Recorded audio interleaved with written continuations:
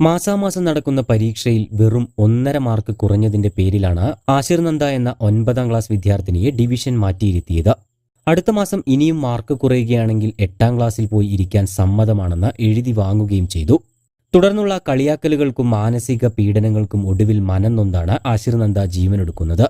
തച്ചനാട്ടുകര പാലോട് ചോളോട് ചെങ്ങളക്കുഴിയിൽ ആശിർ നന്ദയുടെ മരണം വലിയ പ്രതിഷേധങ്ങൾക്കാണ് വഴിവെച്ചിരിക്കുന്നത്. കഴിഞ്ഞ തിങ്കളാഴ്ച സ്കൂൾ വിട്ടു വന്നതിന് പിന്നാലെയായിരുന്നു ആശിർ നന്ദ വീടിന്റെ 2ാം നിലയിൽ തൂങ്ങി മരിക്കുന്നത്. ആശിർ നന്ദയുടെ മാതാപിതാക്കളും ബന്ധുക്കളും നാട്ടുകാരുമെല്ലാം ഒന്നടങ്കം സ്കൂളിനെതിരെ രംഗത്ത് വന്നിരിക്കുകയാണ്. ഇപ്പോഴിതാ ആശിർ നന്ദ തന്റെ സുഹൃത്തിന്റെ പുസ്തകത്തിന്റെ അവസാന പേജിലെഴുതിയ ആത്മഹത്യാ കുറിപ്പും കണ്ടെത്തിയിരിക്കുകയാണ്. ശ്രീകൃഷ്ണപുരം സെന്റ് ഡൊമിനിക് സ്കൂളിനെതിരെയാണ് ഇപ്പോൾ ആരോപണങ്ങൾ ഉയർന്നു വന്നിരിക്കുന്നത്. കഴിഞ്ഞ വർഷവും ഈ സ്കൂളിലെ ഒരു കുട്ടി ആത്മഹത്യ ചെയ്തിരുന്നു എന്നാണ് വിവരം.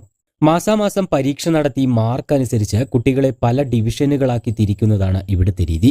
കൂടാതെ അച്ചടക്ക നടപടിയുടെ പേരിൽ കുട്ടികളുടെ മുഖം ചുമരിലുരയ്ക്കുക, 1ാം ക്ലാസ് വിദ്യാർത്ഥിനികളെ പോലും പുറത്തു നിർത്തുക, നോട്ട് പൂർത്തിയാക്കാത്തതിന്റെ പേരിൽ ചവിട്ടുകയും അടിക്കുകയും ഒക്കെ ചെയ്യുക തുടങ്ങിയവയൊക്കെ ഇവിടെ നടക്കാറുണ്ടെന്നും വിദ്യാർത്ഥികൾ പറയുന്നു. കൂടാതെ കുട്ടികൾ തമ്മിൽ ഫ്രണ്ട്ഷിപ്പ് പാടില്ലെന്നുള്ള അലിഖിത നിയമം പോലും ഇവിടെയുണ്ട്. ഇങ്ങനെ കണ്ടാലും ഡിവിഷൻ മാറ്റിയിരുത്തുമത്രേ. ശിക്ഷയായി കാല് പിടിക്കുന്നതിൽ വരെ ആനന്ദം കണ്ടെത്തുന്ന അധ്യാപകർ വരെ ഇവിടെയുണ്ട് എന്നാണ് വിദ്യാർത്ഥികൾ സാക്ഷ്യപ്പെടുത്തുന്നത്. ചുരുക്കത്തിൽ ഇതൊരു സ്കൂളായിരുന്നോ എന്ന് പോലും നമ്മൾ സംശയിക്കേണ്ടിയിരിക്കുന്നു. സുഹൃത്തിന്റെ പുസ്തകത്തിന്റെ പുറകിലെഴുതിയ കുറിപ്പിൽ 5 അധ്യാപകർക്കെതിരെയാണ് ആശിർ നന്ദ ആരോപണം ഉന്നയിച്ചിട്ടുള്ളത്. തന്റെ ജീവിതം സ്കൂളിലെ അധ്യാപകർ തകർത്തു എന്നാണ് ആ കുറിപ്പിൽ എഴുതിയിട്ടുള്ളത്. കൂടാതെ സ്റ്റെല്ല ബാബു എന്നൊരു അധ്യാപിക മാനസികമായി പീഡിപ്പിച്ചിരുന്നതായും ആശിർ നന്ദ പറഞ്ഞിരുന്നതായി സുഹൃത്തുക്കൾ മൊഴി നൽകിയിട്ടുണ്ട്.